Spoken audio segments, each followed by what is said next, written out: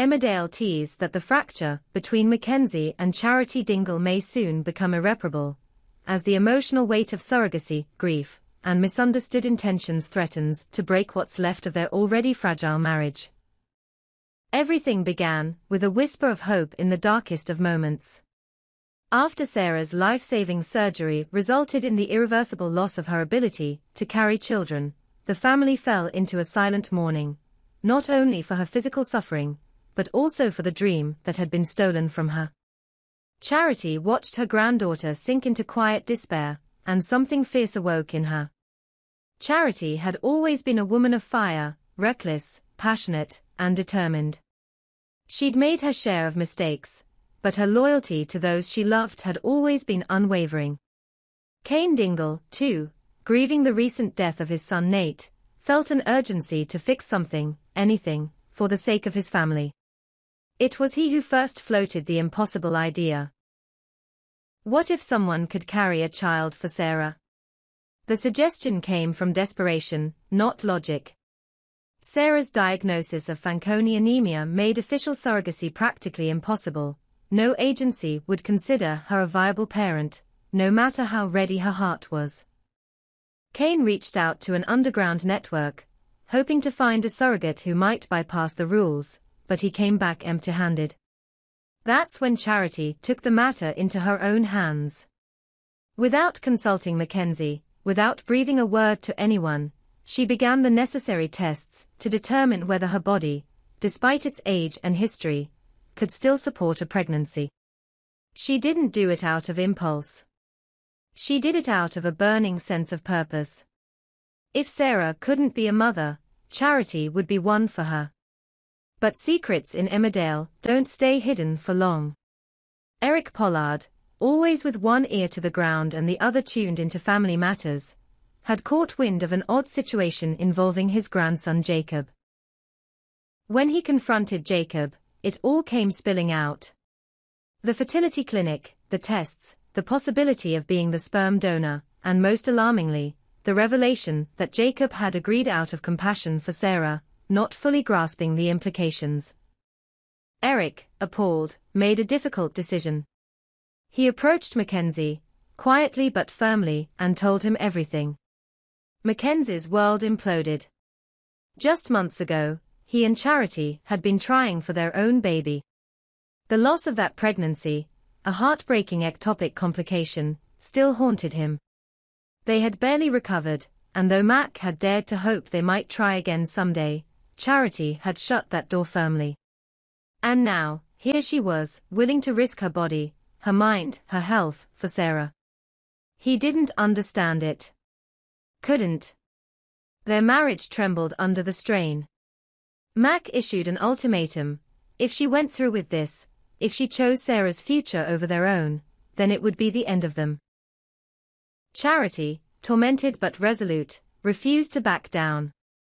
Her love for Sarah ran too deep. The day of the procedure came quietly. Charity, clad in a calm exterior, took Sarah's hand as they entered the clinic. Jacob waited outside, unsure of his place in the family web that now bound him tighter than he'd ever anticipated. Inside, the medical team prepped Charity for the embryo transfer. Her tests had returned clear, she was physically viable. Emotionally, though, she was walking a knife's edge. Meanwhile, Mackenzie feigned distraction at Butler's, lifting bales of hay he didn't need to move and stacking crates, with a fury that betrayed his heartache. That's when Aaron found him. "Shouldn't you be with her?" Aaron asked bluntly. Mack didn't respond. He didn't need to. "You're angry, I get it," Aaron continued. "But if you don't speak now, you might never get the chance again." The words hit him like a slap. Moments later, Mack was in his truck, speeding down the road toward the clinic, his knuckles white against the wheel. But he was too late. Charity met him in the parking lot, her expression glowing with cautious relief. "It went well," she said. "They said everything looked perfect." Her smile faltered when she noticed his face. "You weren't there," she added. He nodded. I didn't know how to be. She didn't press him. Instead, she climbed into the passenger seat, and they drove home in silence. Over the next few days, the family buzzed with cautious optimism. Sarah clung to every detail. Jacob hovered like a satellite, unsure of his orbit. And Charity tried to keep it all together. But the weight of it began to show. Her body ached in ways it hadn't in years. Her moods swung violently. The hormones, the stress, the emotional toll, it all clawed at her composure. She snapped at Sarah one morning after the young girl asked too many questions about the pregnancy's progress. Jacob, too, was pushed aside with a sharp word. Charity didn't mean it. But the pressure was too much. Mackenzie, seeing the cracks, took Aaron's advice a second time. He waited until the house was quiet, until Sarah had gone to stay with Debbie for the weekend. Then he sat beside his wife and finally spoke. I know why you did it, he said. I just don't know why I'm not enough. Charity stared at him, stunned. This isn't about you, she said. This is about Sarah. It's always about someone else, Mack replied, his voice breaking. I wanted a family with you. You shut that down. Then you gave that dream away like it never mattered. Tears welled in Charity's eyes, but she didn't look away. It's not the same. Sarah doesn't have options. She has me. And if I can give her something real, something to hold on to, then I will. And what about us? Mack asked. Charity hesitated. The silence stretched between them until it became unbearable. I don't know, she whispered. I don't know if we can come back from this. They didn't speak again that night. As the days passed, Charity's body began to show signs of strain. The doctors remained cautiously optimistic, but warned her of potential complications due to her age and history. She brushed them off, but even Sarah began to notice the toll it was taking. One night, Sarah caught her doubled over in pain in the kitchen. They rushed to the hospital. Tests came back normal, but Charity was advised to take it easy. Bed rest, reduce stress, no heavy lifting. But how does one rest when their world is in pieces? As she lay in bed, Charity began to question everything.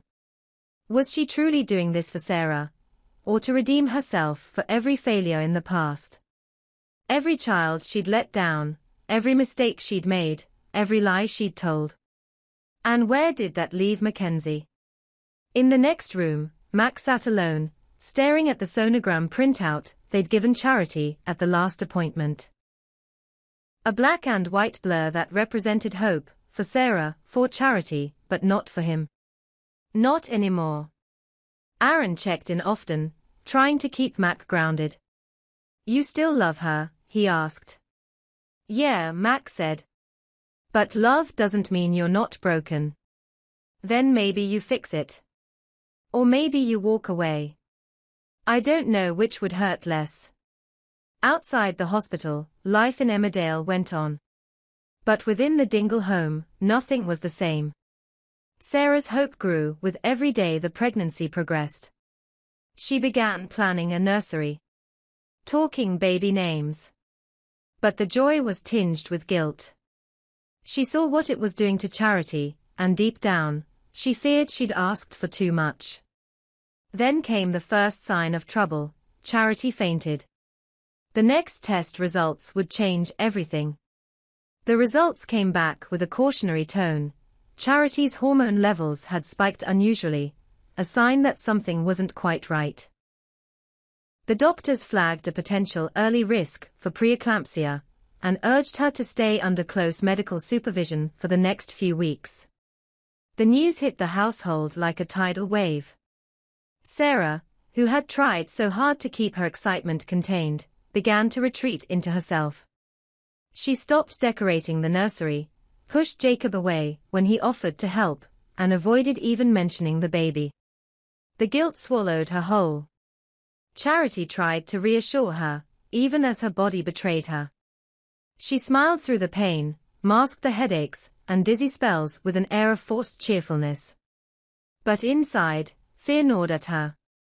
She'd risked everything, her health, her marriage, her relationship with her granddaughter, and now she stood on the edge of losing it all. Meanwhile, Mackenzie was a ghost in his own home.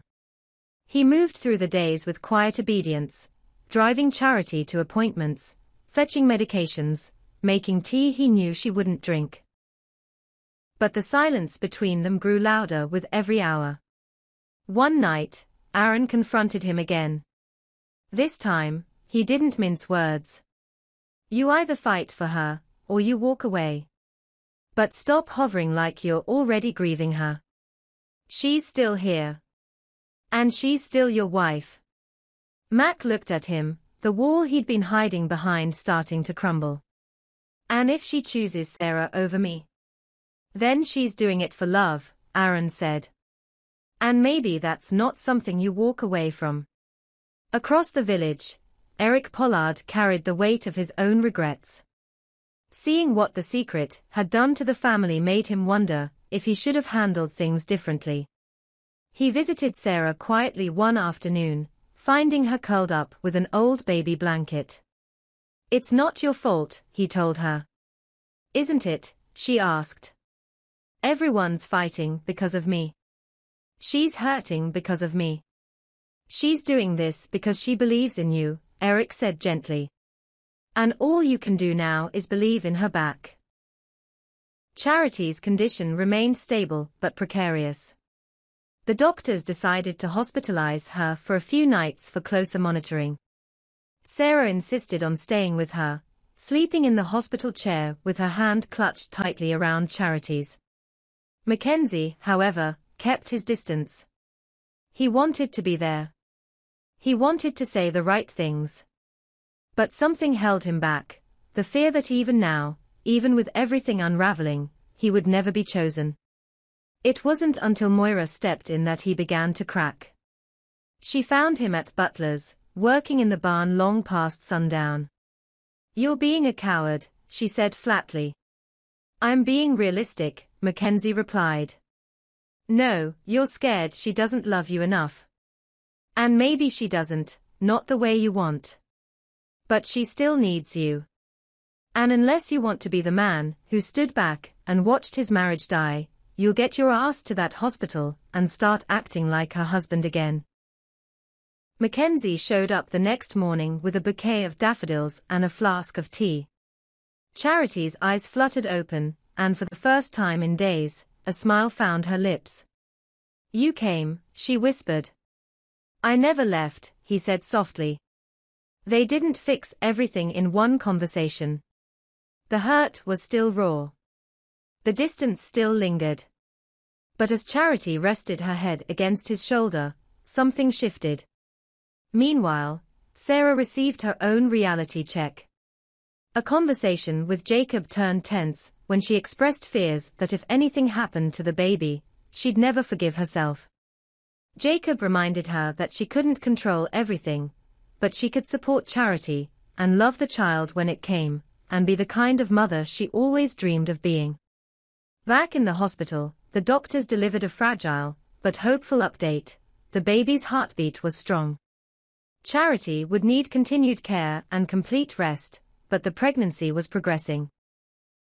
For the first time in weeks, the Dingles allowed themselves a sliver of hope.